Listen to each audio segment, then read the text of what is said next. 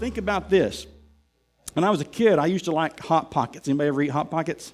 How about pizza rolls? You ever put those boogers in a microwave and they come out and you can't even touch it? It's so hot. And you take a bite of it, and the middle of it's as cold as ice. You ever done that? How does that happen? It's been in there fizzling and popping and crackling, and you can't even touch the thing, but the inside of it is it's like you're eating snow. And what do I do with this thing? If I heat it anymore, it's going to explode. Any of you ladies ever bake something and it gets all nice and brown on the outside, but the inside it's still doughy? That is the righteousness of the scribes and the Pharisees. It's brown on the outside, looks tasty, looks delicious. But you bite into it and the inside's rotten, it's wrong, it's bad. Because that's what Jesus talked about. He says, don't be righteous externally. Be righteous in the heart.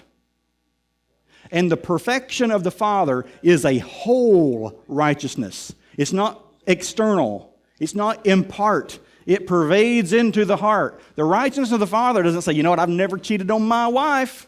I've never committed adultery. The righteousness of the Father says, I've made a covenant with my eyes, and I'm not nursing lust in my heart. It goes all the way. It's a completeness. It's a thoroughness. It's a wholeness. It's actually an adapted quote. Be perfect as your Father is perfect. Actually adapted from Leviticus 19:2. You shall be holy, for I, the Lord your God, am holy.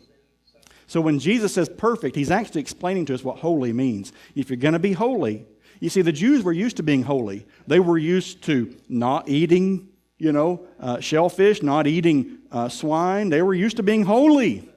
They were used to keeping the commandments. They were used to wearing the phylacteries on their head. They were used to going to the synagogue and to the temple and doing the ritual. Jesus goes in and just turns the tables over. You call this holiness? This isn't holiness. And sadly, we have many Christians today, and I pray there's not anybody in this room like this. Man, they'll put on their Sunday best, and they'll criticize others who don't. And they'll come to church, and they'll tithe, and they want to know what everybody else is giving. They come to church, and they talk about when somebody else is not there. Somebody comes in with tattoos and piercings, and man, they give them the eye. That's not holiness. That's sick. That's perversion. Jesus has told us what holiness is. It goes right down to the heart. Cooks the bread through and through. The hot pocket is hot in the inside. And God says this. He talks about it. God talks about hot pockets. In Revelation 3, he talks about them. He says, you're lukewarm. You're not hot. You're not cold. You're lukewarm. Now, I'm adapting that a little. I know that. You're tepid, warm temperature. Think about it, though. You're not hot. You're not cold. You're not either one. It's that hot pocket. You bite into it. It's blazing hot on the outside. It's cold on the inside. That is the holiness of man. And it will never fly in God's court.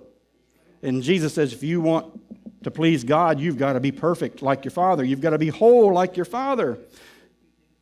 Matthew 19:21, Jesus said, if you would be perfect, same word, go sell what you possess and give to the poor, then you'll have treasure in heaven.